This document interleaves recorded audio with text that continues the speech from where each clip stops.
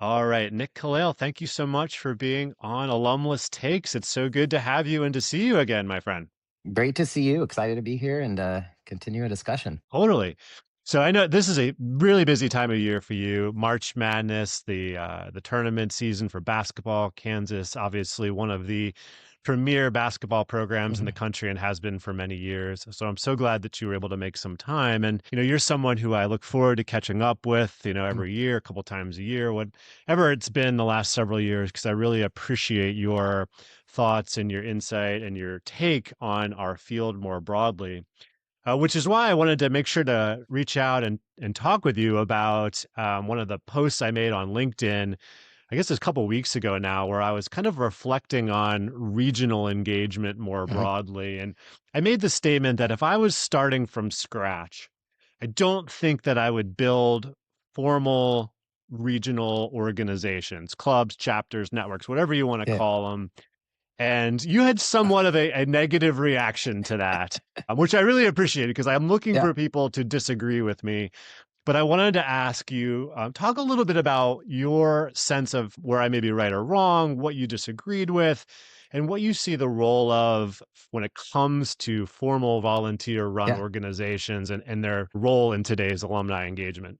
So I'm going to start by kind of calling you out that there's a little bait and switch here. You did not use the word formal in the post. Okay. Okay. So, and in my head, we may agree, disagree what the word formal means. In my head, that's like formal boards and positions and elected things, which I would agree with you. That wouldn't work for my university and our alumni organization. However, your post was really referring to chapters and clubs, of which I would say ours are more informal across the country. We're out raising volunteers to build communities, to build relationships, build networks in their areas that help advance their lives as well as keep them connected to KU. And I very much believe in that mission.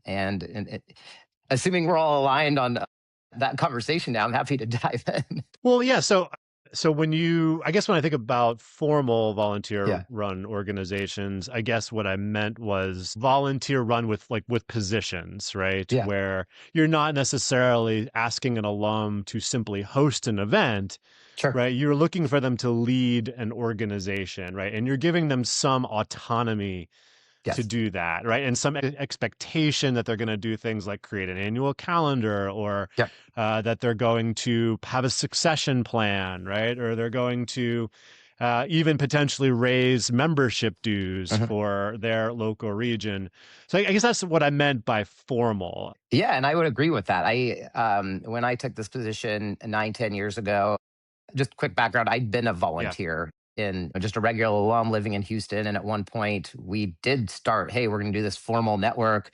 And we all showed up and elected people. And it wasn't really clear like when we would do that again. And then I never saw some of those people ever again.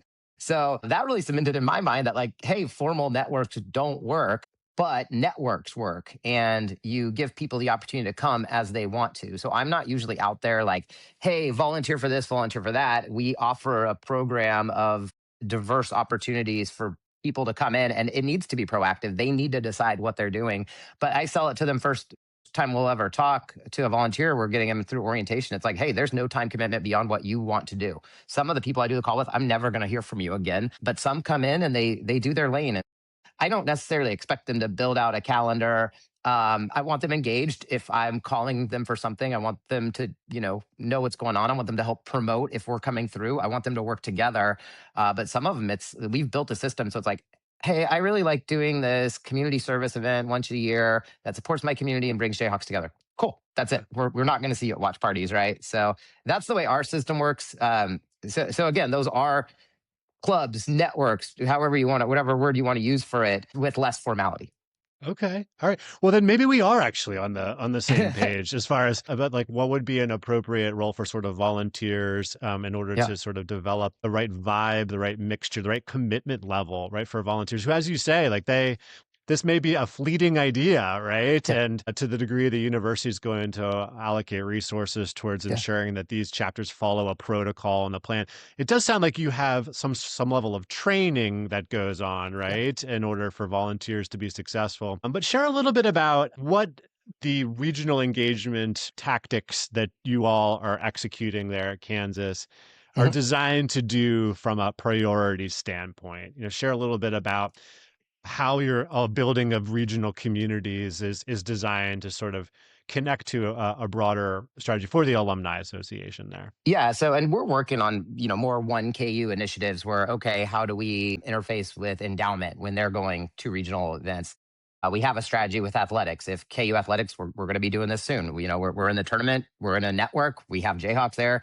We have a plan. We know how we're going to come in and do things. We partner with whether it's the business school or engineering. So we interface across a lot of different departments that may have differing opinions. But within what we do and our volunteer system, our mission is to build lifelong relationships with alums. And that's a tricky word, relationships, right? And you and I, one of my favorite conversations you and I had, I was still, probably a little new and a little naive of just like, yeah, but like here at KU, we like a variety of outcomes, and donor is an outcome, but it's not the outcome. And you really laid it out to me. You're like, Nick, here's a spectrum of schools that think like you do, and here's a spectrum of schools who are completely opposite there. And that really opened my eyes up to like this is not apples to apples across what these places are doing. But yeah, for us, it's relationships. It's I train volunteers to but bring together compelling and diverse events, to do what they're passionate about in a way that brings Jayhawks together, to build community, because all those outcomes are great from that, right? Like, they may not be sitting around talking about the dean of the business school's latest initiative, but they're making connections in their network that can support them where they are now in life. And the fact that KU can have a place in their life in Seattle or Tampa or Boston, where some of these people haven't even been on campus in like 15 years, right? But we're able to resource, in my mind, appropriately to let the volunteers really be visible, be our eyes and ears on the ground, and do our work for us. And we see those outcomes. So whether it's, oh, I follow the Facebook group now, or, oh, you're a mentor? That's cool. I should do that too. Or, hey, I got pinged on LinkedIn by a Jayhawk looking to do, oh, we do that too. It keeps the passion there. It keeps it forefront of what we're doing. There's 1,000 ways to measure success or not. Don't have the sophistication to do most of that, but we know where we're trying to get, right? From engagement scores and rewarding great activities that Jayhawks are doing that may not show up from a checkbook. Okay. So, I mean, one of my next questions, obviously, is how do you measure Yeah. success? And so, I'll go to that one next. And so, is Kansas University Alumni Association a dues based organization? So we actually just flipped. A Okay. couple things there. We're no longer KU Alumni Association. We're just KU Alumni. We Okay. dropped Okay. association, and I just keep telling everyone it's because we're hip and cool and with the times. I don't know if that's accurate. I think it is. But yeah, we switched from, historically being membership. We had a donor component as well. So I'd say we've been more hybrid over, say, the past 10, 12 years to now we are completely, away from the membership side, and we're soliciting annual donations. But as a separate nonprofit entity, we have a variety of revenue streams. We have a pretty great sponsorship program where we're giving great companies, Jayhawk, whether Jayhawk owned or not, but have the interest in getting in and promoting their products and businesses to our alums. So we're pretty spread out on a lot of the things we do that maybe you don't see in every other place you're going. I think it's so interesting, the evolution of Mhm. alumni associations and the degree of interdependence that exists between the institution and the Sure. 501(c)(3). It's like in every school really is different, which makes this work really fascinating. As you've been doing your work and you've obviously been noticing how alumni are engaging in today's world, have you noticed any changes in behaviors that have kind of impacted how you all think about Mhm. engagement or how you approach to coaching volunteers in building their regional networks? Yeah, and I would say most of that was probably more 10 years ago. And I think we might have been on the front end of this trend. I mean, we developed the Jayhawk Career Network as a program 7, 8 years ago within our organization. And we've really brought that to the university to plug into the various aspects of that. So, if you think 20 years ago, it's very much rah, rah, rah, sports events. That's kind of really the bread and butter of it. And we've always had a few other programs as well. But we're pretty diversified on that on the front end of giving those career opportunities within our regional networks. Hey, you can do KU Cares Month of Service, or you can just do a KU Cares event anytime. And those are some of our most impactful. My fun story on that one is I had we had had a volunteer in Dallas. She moved to Denver. I probably hadn't talked to her in 5 years, just hadn't really been active with us. And reaches out in November, is like, hey, I want to do a community service event for the Denver Jayhawks. We're going to make all these sandwiches for a domestic abuse shelter, or like pack lunches. And so we're like, okay, cool. And so we kind of talk through ideas. We land on, hey, let's do it at this bar restaurant where we do watch parties before a game. And I was like, cool, that'll, tag on a few more people. I like when the events kind of collide so people can see, oh, we do things over here. Oh, we do this over here. So we show up, hour before the game. We have 35 Jayhawks show up to make sandwiches on a Tuesday, right? Which is just crazy, right? So, my fun story about that, we had a couple show up. They're like, Nick, this is our first ever alumni event. They graduated in the 70s. They'd never felt a calling to come out. And this was it, right? They showed up first, they made sandwiches, they met a ton of Jayhawks, most of them younger than they were, stayed, watched the game, and built the community. So yeah, from our end, it's you see the different things people want to do, and something like that is very much like they want their connection to KU to mean something. So we've certainly seen that. So whether it's mentoring, whether it's community service, I think we've always offered those opportunities. So it's just like it's in the box. You just see something shifting one way or another. Bigger picture, watch parties are by far the most popular thing we do. We do by far the most of them, especially on the basketball side. I think the biggest change there is you used to have to go to the bar to watch the game. That was your only option. And now, like, I could probably do another screen on my phone here and just plug in whatever sporting event I want and just sit here and multitask. So there's certainly a difference from that end. So watch parties have gone more from like you have to go there if you want to watch the game to their community building opportunities. People come together, they go to that because yeah, I can watch the game at home, but it's more fun to make new friends and connect and build our networks from there. It's almost, in some ways, like that particular change, right, is an interesting one to consider because, like, you're right, and there isn't a college sport that I can't watch on my phone now, Hmm. right? Like Hmm. across all the sports, right? Almost every university has Yeah. some way of watching.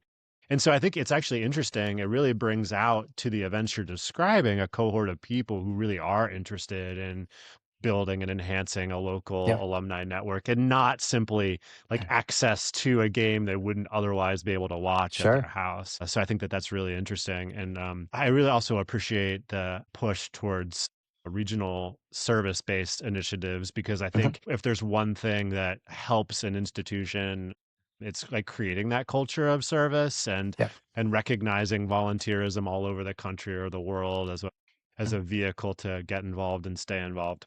So, last question. I love asking people on the Alumless Takes to share a book, a movie, a Yeah. podcast, a recommendation of any sort that's had you thinking either right now or in the recent past. I thought about this one for a while because I was like, I don't have an answer for this at all.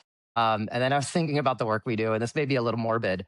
Pluribus on Apple. Everyone should watch it. And the reason it ties into this conversation is, yeah, we're not necessarily trying to do a hive mind, but we want everyone running in the same direction with us. We want people plugging in to be Jayhawks. And there is a level of this job of that. You're not infecting people, but you're going person to person, trying to find bring their best Jayhawk forward and plug them into whether they want to volunteer or mentor or just show up and support whatever we're doing. So and it's just a great show. I mean, you got to go with Vince Gilligan and their whole crew, whether it's been Breaking Bad, Better Call Saul, or their new one. It's like one of those shows that every person who I've heard talk about it has really recommended it. And I Hmm. struggle to hit play because I have to be in the mood for it, right? Yeah. I feel like it's a thinking show, right? And Yes. sometimes at the end of the day, like thinking is not on my agenda. I appreciate that and I'm grateful for your recommendation. All right. Absolutely. Well, I know that you've got a lot going on, more conversations to be had, podcasts, but also in the comments section of LinkedIn posts. And I'm really grateful for all you provide to our space and for spending time with me this morning. Always. It's great to see you. Great to catch up. And hopefully we'll get to do it again soon. Okay. Thank you, Nick.